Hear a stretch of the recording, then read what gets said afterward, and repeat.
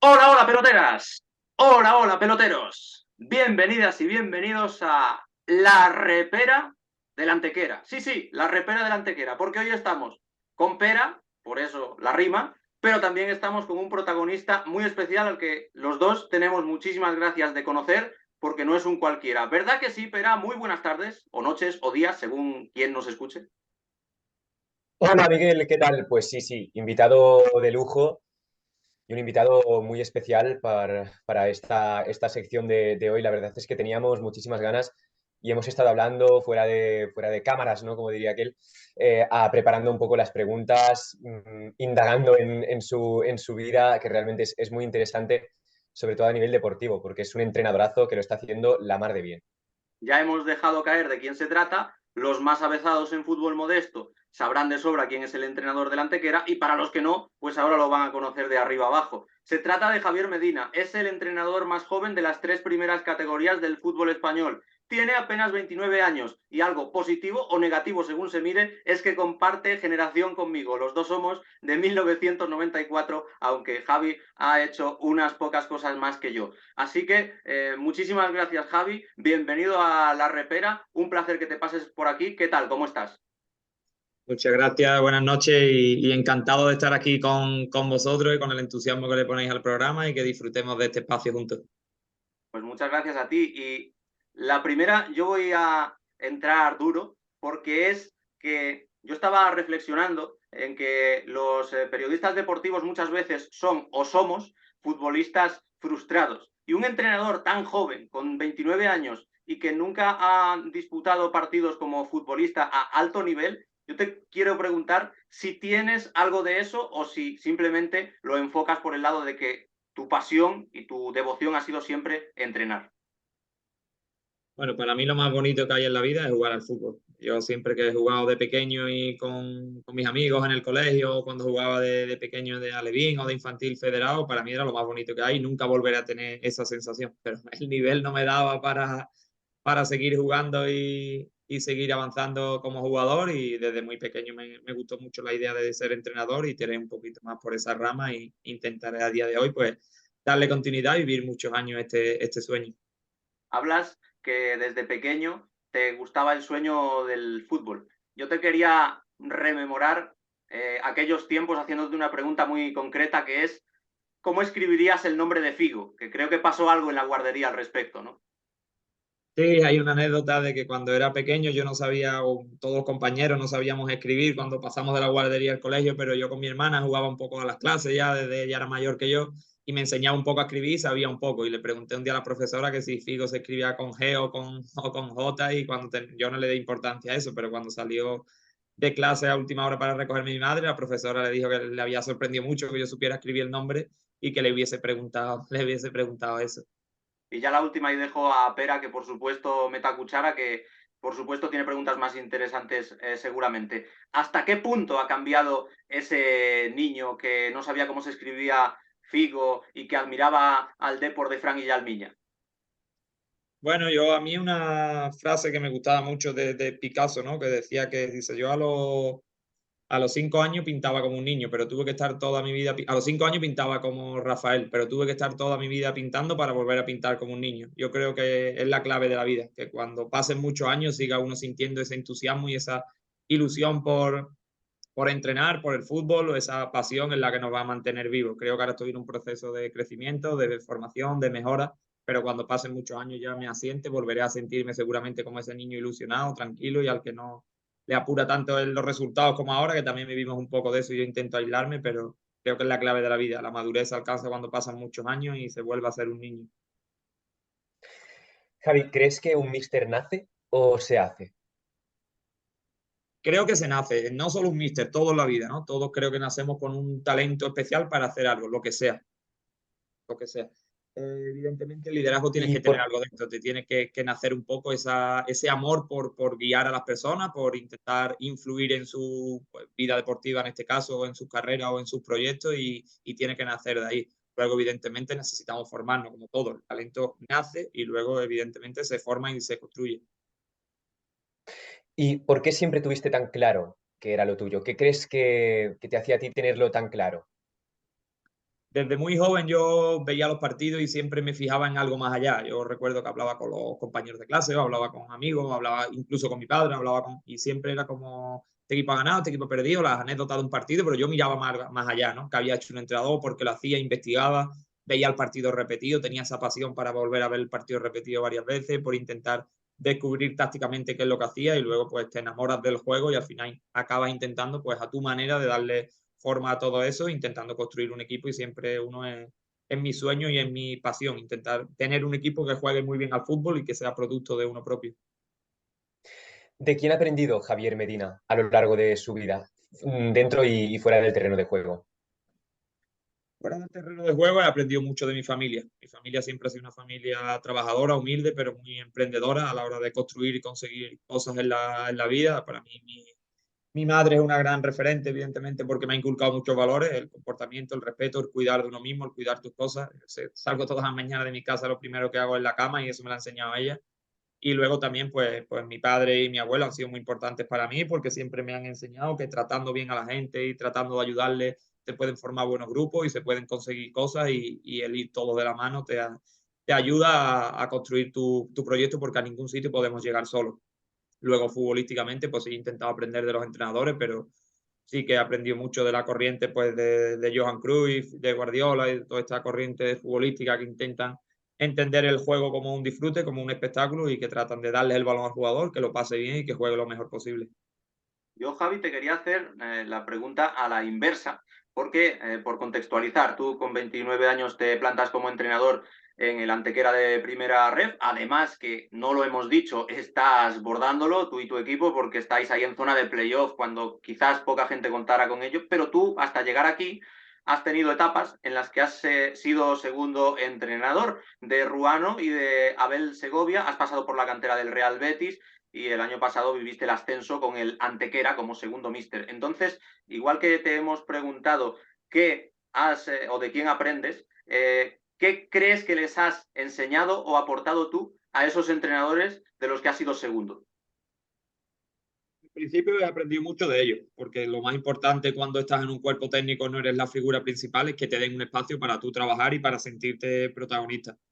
Yo empecé con Julián, un compañero que conocí estudiando Administración y Finanzas en Sevilla, y empecé en juveniles. Luego, para mí, un entrenador que marcó mucho mi carrera, que fue Marco Fernández, un compañero que fue profesor de táctica y me llevó al fútbol senior a pilas como segundo entrenador, y llegó de los primeros días al vestuario y le dijo a los jugadores que de mí iban a aprender mucho. Yo tenía 21 22 años, y que tuvieran las orejas abiertas, porque les iba a enseñar mucho de fútbol. Y eso me dio ya una cierta confianza, es decir, siendo tan joven, que alguien apueste de esa manera por ti. Me dio mucho espacio y mucha libertad para trabajar y poder desarrollarme. Luego fui a Gerena con Juan Antonio, con Cachola, que es mi segundo ahora, y también sentí lo mismo. Sentí que yo no era un simple segundo entrenador, sino que era un entrenador más con él, que íbamos de la mano y que me permitía hacer muchas cosas. Y ya luego pues pasé al Betis. No fui segundo entrenador, fui asistente técnico. Eso, mucha gente me lo ha preguntado, pero yo no fui el segundo fue Artur. Yo entré por parte de Pablo del Pino como director de metodología, como asistente técnico, y con Manel pues más o menos lo mismo. Me ayudó mucho a... Pon un momentillo el cargador, ¿vale? Un Vale, segundito. de acuerdo. Pues aquí estamos con Javier Medina, un entrenador joven y precoz a más no poder, que desde luego nos está contando una historia preciosa de Pera, no solo cómo aprende, sino también cómo él se ha sentido partícipe y a la altura de entrenadores de los que a lo mejor de manera oficial no Vale, era estoy. primero, pero formaba parte del equipo. Exacto, realmente de momento la verdad es que está siendo interesante, ¿no? Porque estamos viendo el Javier Medina no solo entrenador, sino también persona, y nos está contando de quién ha aprendido, cómo ha llegado hasta aquí. Y es curioso incluso que una persona en su infancia llegue a tener ese don, esa perspicacia para analizar un partido de fútbol, verlo una y otra vez. Realmente está siendo muy interesante. Y así, Vale, Javi, estoy. ya estamos listos, ¿no? Perfecto. Sí, se me había quedado un poco sin batería. Bueno, Pues hablaba de Manel, ¿no? Que en el Betis Deportivo pues también me generó ese espacio para poder trabajar y hacer muchas cosas y aprender muchísimo los 3 años. Y luego el año pasado también con Abel, pues sentí más o menos lo mismo. Tengo que agradecerle muchísimo a los entrenadores que he estado, porque siempre me ha dado mi sitio. Y yo he intentado siempre aportarles lo mismo, ser yo mismo, intentar, que lo he dicho mucho con los entrenadores que he estado y creo que es una de las claves cuando estás con un entrenador, decirle lo que no ves bien, decirle las cosas en las que se puede equivocar, creo que eso es importante. Cuando estás en un cuerpo técnico, al entrenador no siempre hay que darle la razón, evidentemente no hay que discutírselo todo, pero sí es verdad que cuando ves que en algo piensas que puede equivocarse o piensas que puede hacerlo de otra forma o darle una solución, hay que dársela, porque el entrenador no va solo, no lo ve todo, no lo sabe todo y necesita gente alrededor que se lo haga ver. Y eso siempre lo he intentado aportar. Ser yo mismo con ellos, no cambiar mi forma de ver las cosas, intentar adaptarme a ellos, pero evidentemente decirle siempre las cosas que pensaba y intentar aportar soluciones e ideas nuevas. Y de esa manera llega el momento de volar. No sé si hay un momento en el que dices, ya estoy preparado para ser primer entrenador, o cómo se da esa llegada al Antequera, que algo hemos leído, pero quiero que nos lo cuentes.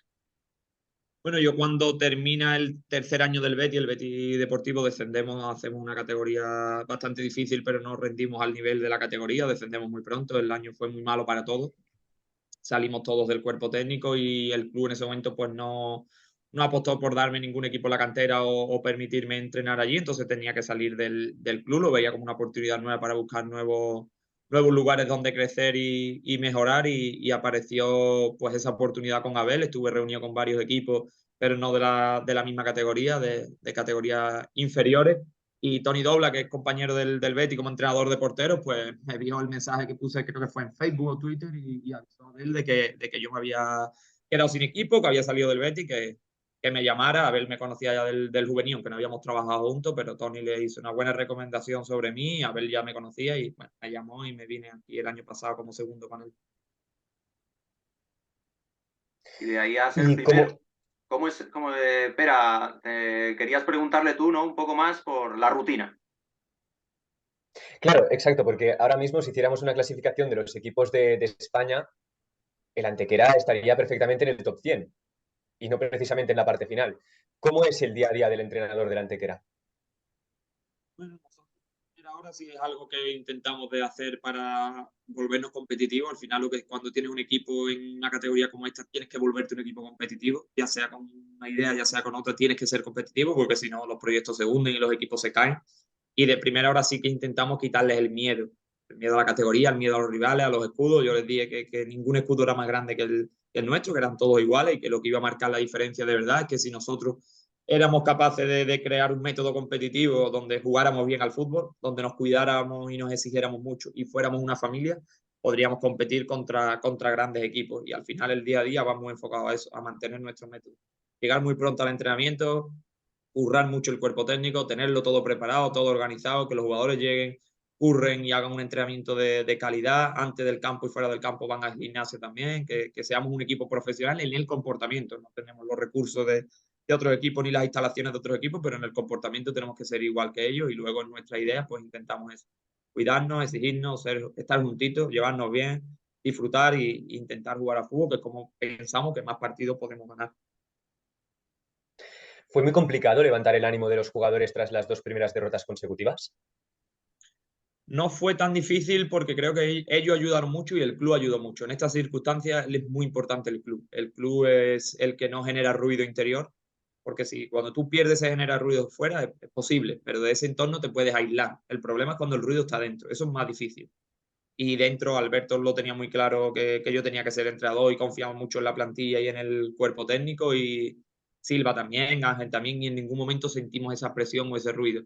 Analizábamos los partidos, veíamos por qué perdíamos, no era normal el partido que perdimos con el Madrid-Castilla, no es normal tener un 75% de posesión de balón y chutar 10 veces a puerta y que el Madrid chute 2 veces y pierdas 1-2, no es lo normal en el fútbol, puede pasar un día. Entonces entendíamos que si le damos continuidad a esa forma de hacer las cosas y competir así, los resultados llegarían. Y creo que fue lo más importante. Ellos estaban tranquilos, seguían confiando en la idea y es lo que nos permitió un poco, pues en la jornada 5 ya ganar en San Lucas y tirar para arriba. Es decir, aquí me salgo yo un poquito del guión que teníamos previsto. Los jugadores en todo momento van a muerte con tu idea. Eso siempre ha sido así. ¿Nunca te has encontrado una barrera de decir, es que tengo menos credibilidad por no haber sido futbolista profesional? ¿Eso no te ha pasado? ¿Cómo afrontas tú esa situación de que los jugadores puedan ser convencidos por ti pese a que no hayas tenido tanta experiencia jugando? Yo creo que al jugador siempre, y evidentemente entiendo que el respeto hacia un entrenador es fundamental. No es lo mismo que yo abra la puerta de un vestuario que la abra, pues, como la abrió Zinedine Zidane en el Real Madrid, gana 3 Champions. Eso es indiscutible yo no puedo llegar a eso. ¿A qué puedo llegar? Pues a hacer otras cosas que me permitan de ganarme el respeto de ellos y convencerlos, tratarlos bien, enseñarles conocimiento. Al final el jugador te trata mucho de seguir a través del conocimiento. Si lo que tú le transmites eso pasa y él ve que disfruta y crece contigo, el jugador va de la mano y va a muerte contigo. Y en las malas te sigue, es lo importante. Cuando tú pierdes, si no tienes una idea o algo a lo que agarrarte, el jugador se cae y el jugador duda. Pero si tienes una idea que ve que es la que ellos creen, disfrutan y les acerca a ganar, ellos saben cuando están cerca de ganar, ellos perciben eso. Y contra el Madrid percibíamos que estábamos muy cerca de ganar. En Huelva es verdad que el partido fue muy igualado, pero después con el Castellón, jornada 4, estuvimos muy, muy cerca de ganar, el mejor equipo de la categoría. Entonces ellos confían y creen. Evidentemente, si después te llevas 10 jornadas y aún no ganas, pues la credibilidad va perdiéndose. Pero aún era pronto para que se perdiera, estaban tranquilos y me mostraban mucha confianza porque al final ellos se hacen futbolistas por un balón y nosotros les damos el balón y los hacemos disfrutar. Y contra eso no hay nada que competir. Si el niño que jugaba en el colegio siente lo mismo cuando es profesional en un campo día a día, eso es imparable. Después hay que ser competitivo con eso, pero eso contra esa idea es imparable. Qué maravilla. Y hablando precisamente de la primera ref, te queríamos también cuestionar acerca de esto, de si sigue siendo para ti el Castellón ese bombazo de equipo que se enfrentó a vosotros y que sigues viéndolo como el más fuerte del grupo y en general, ¿qué es lo que te llama la atención de esta primera ref? Imagino que muchísimo nivel, más cerca de la segunda división A que la antigua segunda división B y este grupo segundo especialmente duro con el Castellón al que nos preguntamos, ¿sigue viéndolo Javier Medina como el indiscutible favorito? Bueno, la primera red, para responder un poco la primera pregunta, la primera red lo que sí marca la diferencia, yo la vi cuando saltamos del Betis de segunda red a primera red y ahora cuando hemos saltado con el Antequera, es que las cosas cada vez que subes de categoría se hacen un pelín más rápido y con un pelín más de calidad. Aquí los jugadores no perdonan. El otro día en Córdoba, el Córdoba nos chutó 2 veces a puerta y nos hizo 3 goles. Eso en segunda red normalmente no pasa. En primera red sí. La calidad de los jugadores individualmente marca mucho la diferencia. En segunda red no hay jugadores de tanta calidad. En esta categoría ya sí los hay, los jóvenes que están a punto de pegar el salto, lo vimos con Fermín en el Linares, que ahora está en el Barça. Eso marca mucho la diferencia. Los equipos son más competitivos, los proyectos más grandes, es más difícil ganar. Y en cuanto al Castellón, sigo pensando lo mismo. Lo dije en la jornada 1 y creo que si ese equipo no pierde esa mentalidad, es muy difícil de que se caiga porque hacen algo diferente. Ellos juegan un fútbol muy holandés, muy agresivo, muy ofensivo. Y si son capaces de mantenerlo, al final tienen a los buenos de la categoría. Entonces, si tú tienes un Ferrari y sabes conducirlo, pues es muy difícil de ganarles una carrera. Y a nosotros lo vimos aquí de cerca. Hicimos un partido casi perfecto en cuanto a la agresividad, concentración defensiva. Y la sensación que te generaba es que si ellos están acertados, te ganan el partido. Y nosotros hicimos un partido casi perfecto. Pero ya te digo, para mí van en un Ferrari. Dijiste, Javi, que la disciplina es más importante que la motivación. ¿Qué significa para ti esta frase? ¿Qué quieres expresar? Bueno, yo siempre se lo trato de transmitir a los jugadores. Yo creo que hay una diferencia entre lo que es la disciplina y la motivación. La motivación te puede durar un tiempo. Es algo como tomar azúcar, que dura el efecto durante un tiempo. Yo me levanto hoy, veo un vídeo, me motivo y puedo tener ganas de entrenar. Pero si no tengo disciplina, el día que me levante sin esa motivación o ese pelín de ganas de entrenar, no voy a entrenar a mi nivel. Y lo que te permite eso es la disciplina. La disciplina es algo continuo. La motivación es algo que fluctúa, que sube y baja. Todo nos pasa en la vida. Hay días que nos levantamos con más alegría y días con menos. Y días que vemos un vídeo de algo, vemos algo o nos pasa algo que nos motiva y nos ilusiona y hay días que no. Y la diferencia está en el que es disciplinado y profesional, que todos los días esté bien o esté mal, su nivel no cae. Y el día que no puede entrenar a un 8, pues te entrena a lo mejor a un 7, pero no se te va a un 4. Y eso es lo que le trato de transmitirles a ellos. No siempre podemos entrenar a un 10, pero lo que no podemos hacer, el día que no puedo estar a un 10, pues me pongo en un 4, me pongo suspendo, no. Entonces, si tengo que entrenar a un 7, mi máximo ese día un 7, un 7. Y eso lo da la disciplina y la constancia. También leemos en tu biografía de Twitter la frase ludere causa ludendi. ¿Qué se esconde tras esa frase? Yo soy un amante de la historia del fútbol, siempre lo he sido con mis compañeros y siempre le he intentado inculcar mucho eso. He dado charlas sobre táctica del fútbol también en algunos cursos de entrenador y demás, en algún colegio, porque creo que ahí está la verdad del fútbol, los orígenes. En 1945, a partir de ahí más o menos, todas las ideas que conocemos ahora ya están inventadas y construidas. Lo que hemos hecho ahora es innovar y actualizarlas hasta el momento, pero ya están inventadas. Es que hoy veamos a los laterales por dentro se hizo hace 100 años. Eso no es algo nuevo, no lo ha inventado Guardiola. Guardiola ha innovado y ha cogido esas ideas. Entonces, conocer el pasado me permite, pues, entender de verdad la esencia de este juego que nace para atacar y para ganar partidos, para meter un gol más que el contrario. El ludere causa ludendi es una frase o un lema que lleva por bandera el fútbol escocés, en este caso el Queen's Park Rangers, que es el primer equipo de Escocia que se identificó por un juego de pases cortos para intentar combatir el físico de los ingleses, el primer amistoso internacional de la historia, Escocia e Inglaterra, en 1872. Inglaterra jugaba un fútbol mucho más directo, más vertical, más de físico, y Escocia era un fútbol más técnico, más de pasarse el balón. Y el ludere causa ludendi es un lema que todavía mantienen hoy en día, están en tercera división, pero lo mantienen porque dice así como algo en latín, que jugar por el placer de jugar, que al final es la esencia del fútbol. Si perdemos eso, creo que estamos muertos. Si el jugador no va día a día al entrenamiento con ganas de disfrutar, para mí no tiene sentido esto. Y si yo no disfruto de mi profesión, no tiene ningún sentido. Ganar, pues sí, pues tengo que ganar, porque si no me echan. Pero no, si no disfrutamos, yo no estaría aquí, ¿eh? Y el día que vea que no disfruta, me voy y hago otras cosas. Fundamental esto, del disfrute, y además es que lo compartimos bastante. O sea, si nosotros estamos aquí en este canal de YouTube es porque nos encanta también el juego. Pero yo al respecto te quería preguntar por algo que puede sonar en cierta medida contradictorio, pero que seguramente no lo sea. Y ahora nos darás una explicación magnífica como estás haciendo, porque tú has llegado a decir también, nunca le voy a decir a un jugador que para ganar un partido hay que sufrir. ¿Lo piensas de verdad o es una mentira piadosa? Porque sí, tú hablas de disfrutar y de hacer el juego alegre y lo que a uno le gusta y le sale de dentro, pero también nos has hablado de disciplina. Entonces quiero que nos reflexiones acerca de esta frase de que para ganar no le vas a decir nunca que hay que sufrir. Sufrir a veces habrá que sufrir, ¿no? Pero no se lo dices, ¿o cómo lo gestionas? Nosotros el primer día le pusimos una frase al salir del vestuario, un poco de cruz, ¿no? Un grande que salía, que cada vez que salga un partido salís y disfrutás un poco. El sentido del salir a disfrutar y no a sufrir va un poco a que nosotros no podemos provocar nuestra propia fatiga en un campo. Yo no le puedo decir a un jugador, si sufre durante 90 minutos vas a ganar. Yo pienso que lo que se hace sufriendo no puede salir bien. Yo pienso que en la vida no puede salir uno a abrir la puerta de casa por la mañana y salir a sufrir. O salir pensando que va a llover y salir. Yo pienso que hay que salir a disfrutar de la vida. Que después llueve, pues como les digo a ellos, pues cogemos el paraguas y evitamos mojarnos. Que nos meten 20 minutos en nuestra área, pues nos juntamos todos, defendemos un título, sufrimos esos 20 minutos, pero no somos nosotros los que hemos provocado ese sufrimiento. Es el rival que te supera, te mete ahí, te hace sufrir, pero no podemos salir a un campo a sufrir. Yo creo que lo que se hace sufriendo en la vida no puede salir nunca bien, nunca.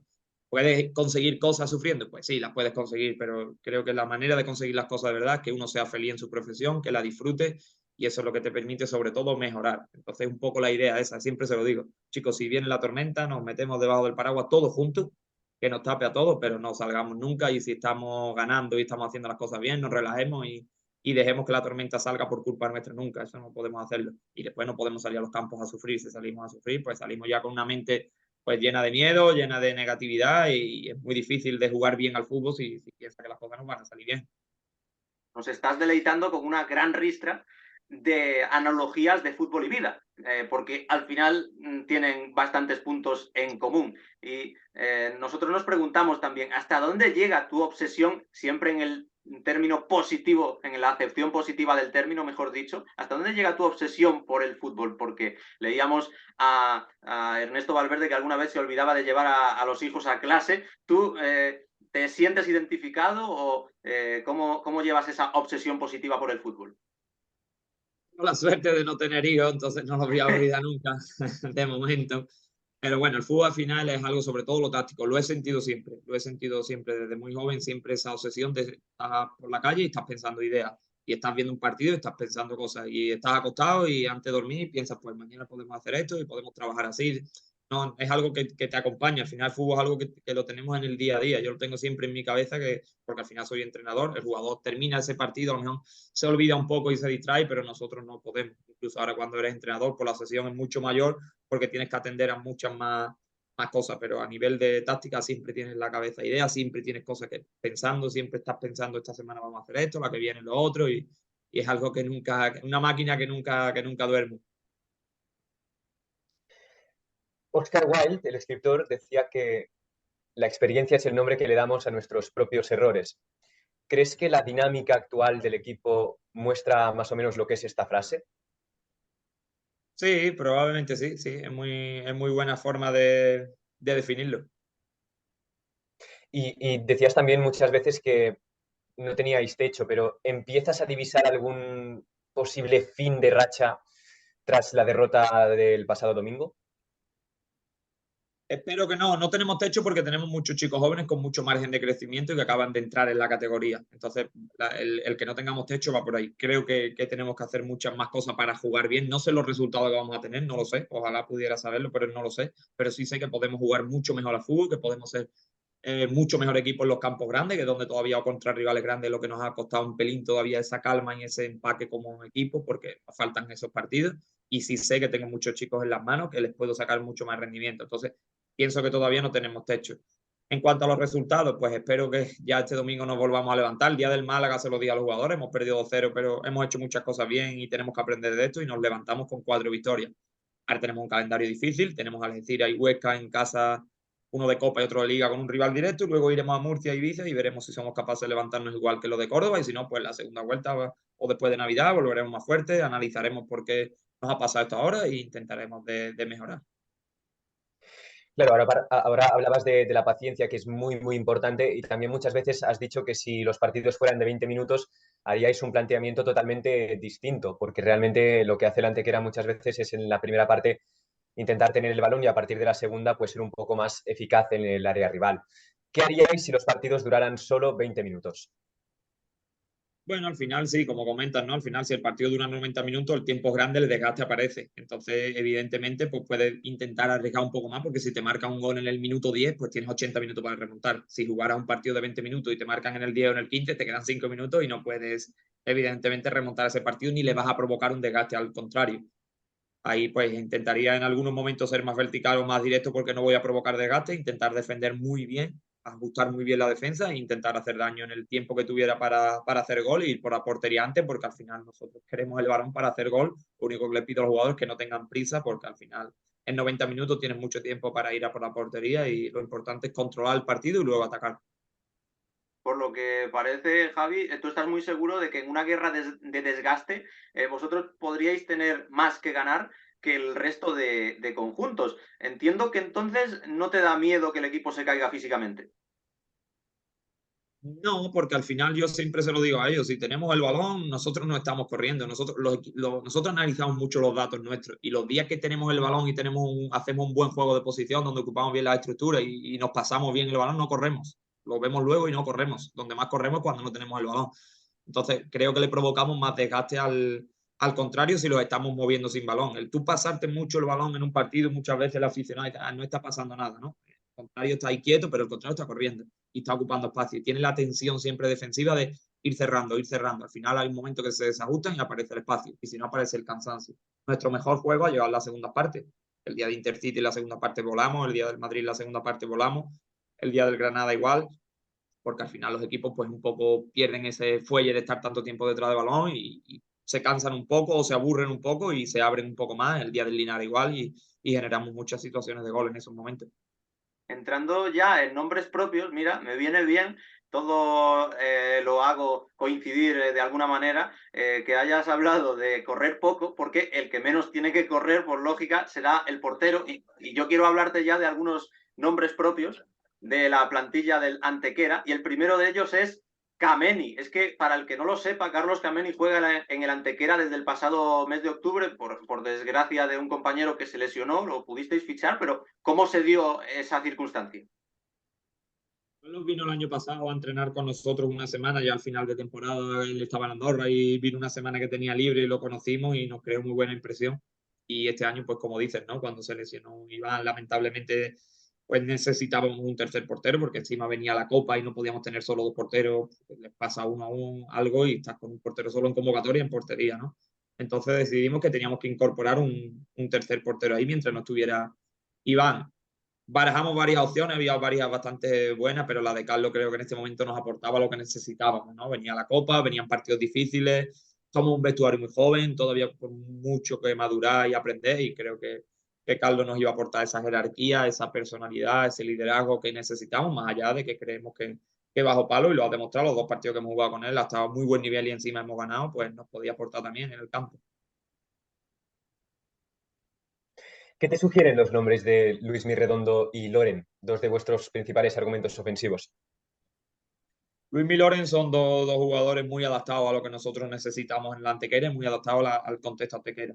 Cuando hablamos con ellos en verano tendrían probablemente más ofertas y sabemos que las teníamos, pudimos convencerlos y estamos muy contentos de que estén aquí y nosotros les ayudamos mucho a ellos porque les favorecemos el juego en el que son buenos, son dos chicos agresivos e intensos que juegan hacia adelante, que buscan la portería, que generan desequilibrio y nuestra forma de jugar les viene muy bien. Luis normalmente estaba acostumbrado a jugar en banda y lo hemos metido por dentro donde puede acercarse más al gol y participa más y Lore es un jugador que siempre le ha gustado mucho jugar por fuera, normalmente en equipos que cuando no te pasas el balón, si el extremo está fuera, el balón casi nunca llega o no llega en buenas condiciones, ¿no? Yo se lo digo siempre, si el balón llega del lateral, pues el extremo está de espalda. Nosotros intentamos que el balón llegue desde dentro, desde el interior. Loren abierto en banda, después de haber dado una secuencia de pases como nos damos, pues tiene el espacio suficiente para hacer lo que es bueno, que es el desborde y el 1 contra 1. Son dos jugadores que nos aportan mucho y que nosotros también les ayudamos mucho a ellos a crecer aquí con nosotros. Nico Paz, el jugador del Real Madrid, ahora está en boca de todos. ¿Qué futuro le ves? Nico lo sufrimos bien aquí Sí. porque vimos que era un jugador distinto. Tenía una personalidad, una presencia en el campo. Lo dije el otro día con el cuerpo técnico. Joder, que hasta guapo, ¿no? Es zurdo, guapo, rubio, lo tiene todo, ¿no? Un chico, no sé cómo será en el día a día, que es muy importante. Chicos jóvenes que sean en el día a día muy constantes y tengan los pies en el suelo, pero es un jugador que evidentemente es jugador de élite y no sabemos lo que deparará su carrera, pero sí es. Y podemos decir algo que a día de hoy de los grandes talentos de fútbol español, sin ninguna duda. Como tampoco sabemos lo que deparará la Copa del Rey, pero la tenéis ya ahí a la vuelta de la esquina, la segunda ronda, después de ganar la Manchego Ciudad Real. ¿Os veis ahí con el apoyo del Maulí dando la sorpresa contra un segunda división como la Sociedad Deportiva Huesca?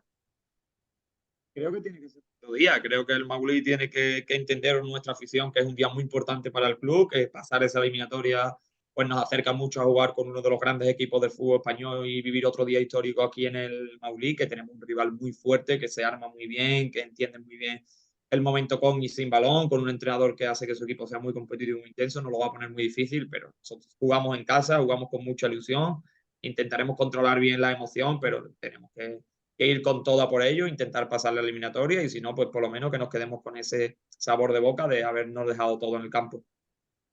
Y también te queríamos preguntar sobre, porque como nos haces muchas reflexiones sobre tu profesión, si crees que en general falta paciencia con los entrenadores, porque una vez más, el contraste con la confianza que te han dado a ti, pero hay muchas destituciones ya en este grupo segundo de segunda ref, obviamente lo último que queremos es mentar a la bicha. ¿Tú crees que falta paciencia con los entrenadores?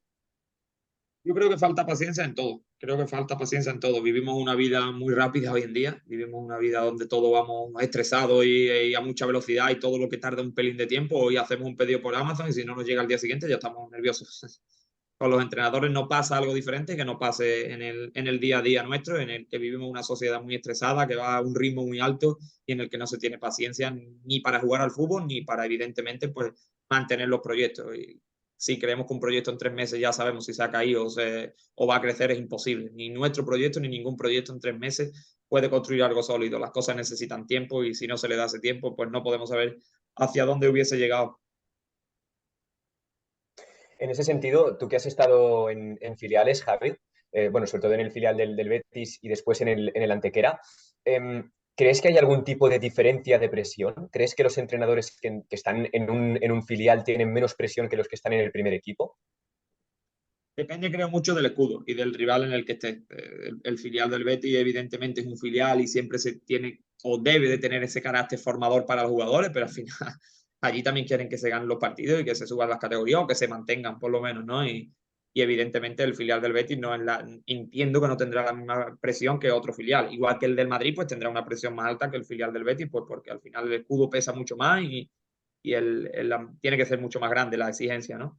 Pero luego aquí en Antequera es que no estamos en un equipo que mantenga una exigencia de resultados, sino una exigencia de hacer las cosas bien, de tener tiempo, de hacer un buen proyecto. Entonces no he notado tanto ese cambio de pasar desde un filial donde intenta formar a un equipo como la Antequera que está en pleno crecimiento.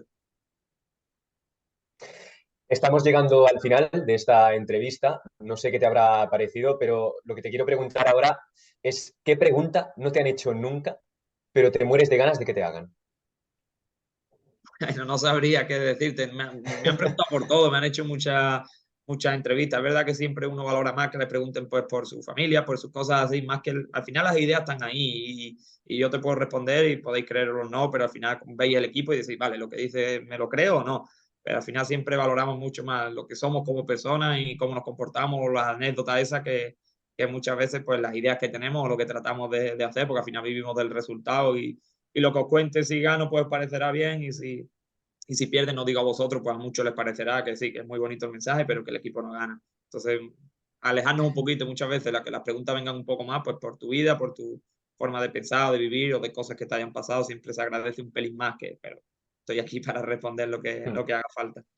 Venga, pues No, lo dime, decía dime. porque es que a Miguel y a mí nos han dicho que Antequera es una ciudad un poco fea. Entonces es para si nos puede responder con sinceridad.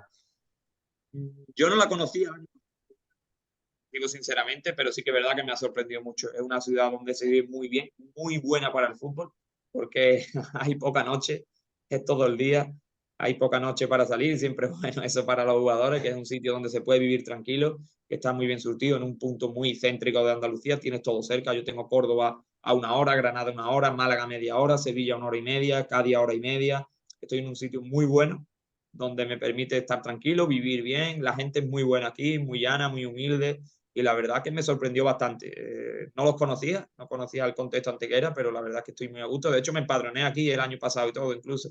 La verdad que estoy bastante contento y a gusto aquí en la ciudad. Qué Claro, bien, qué bien. porque tú eres sevillano y bueno, de Antequera, por lo que parece, se dicen cosas parecidas a las que se comentan de Valladolid y eso es mentira. Así que vamos a dejar el pabellón Pues sí. alto con Antequera y a finalizar con un sueño. Ya que quieres que hablemos de la vida, te haremos caso en parte. Antes de los 30 querías ser entrenador en primera ref o en segunda B, o por lo menos ser entrenador.